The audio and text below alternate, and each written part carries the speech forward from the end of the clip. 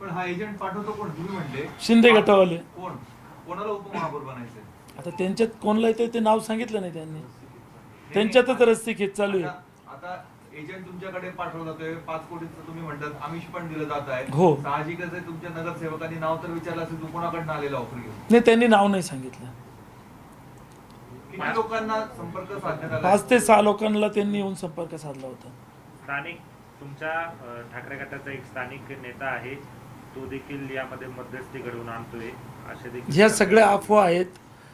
एखाद्या नेत्याचं नाव बदनाम करायचं असेल आणि सांगायचं असेल की हा नेता फुटणार आहे म्हणून बाकीच्या नगरसेवकांना कन्व्हिन्स करण्यासाठी सांगितलं जातं.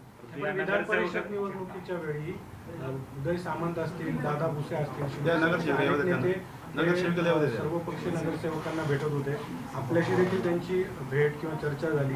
त्या अनुषंगाने या माझ्याशी कोणाशी चर्चा झालेली नाही शिंदे गटाची त्या विधान परिषदेच्या वेळेस. आपले 5 ते 6 वेळेस आपल्या सगळ्या अनेक नगरसेवकांच्या त्यांच्यासोबत बैठका देखील झालेल्या आहेत अशा पद्धतीची देखील माहिती नाही. या अफवा आहे. अशी कुठलीही बैठक झालेली नाही आहे. झाली असती तर आमच्या कानावरती आली असती. तुम्ही म्हणताय 5 कोटी आमिष ही ऑफर कशा प्रकारे दिली जाते थोडी सविस्तर सांगा. काय विकास काम? निधीच्या विकास कामांना.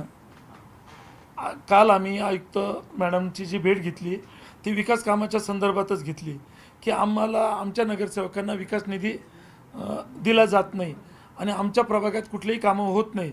म्हणजे ज्या ठिकाणी भारतीय जनता पार्टीचा नगरसेवक असेल किंवा शिंदे गटाचा नगरसेवक असेल त्या ठिकाणी अधिकारी लगेच पोचता आणि आमच्या नगरसेवकांनी जर फोन केला तर अधिकारी वेळेवर पोचत नाही.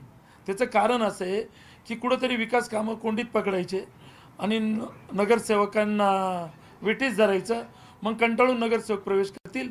ही रणनीती सध्या शिंदे गटाची चालू आहे. अजून काय स्ट्रॅटेजी वापरता येते सगळ्या नगरसेवकांना शिंदे गटात नेण्यासाठी?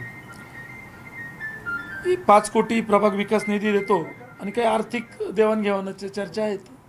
अडवणूक केली जाते. हो, विकास कामात प्रचंड अडवणूक केली जाते. माझी तर नाशिकच्या नागरिकांना एकच विनंती आहे की यांना आपण बहुमत दिलं, सत्ता दिली, तरी मग अजून यांना नगरसेवक का फोडायचे? काय कारण आहे नगरसेवक फोडायचं?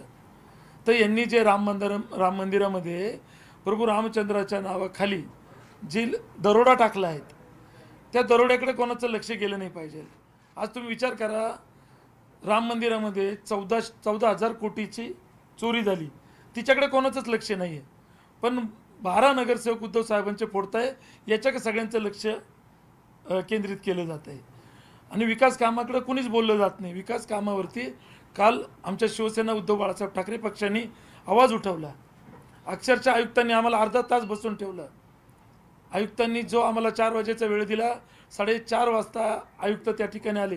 त्यावेळेस आमदार सीमा हिरे तिथं बसलेल्या होत्या मध्ये आयुक्तांकडे. तिथं स्वतः बसल्या ते का बसवल्या गेल्या होत्या का त्या टाइमपास करत तुम्ही होत्या? आता म्हणतायत की सगळे सोबत आहेत, जर कोणी गेले तर पुढची कायदेशीर प्रक्रिया आपण काही केलेली आहेत का? काही कारवाई कशा? जे डिस्क्वालिफाय होतील, ज्याला कोणालाही त्यांनी जर कधी 2 किंवा 4 नगरसेवक घेऊन गेले तर ते 100% डिस्क्वालिफाय होतील.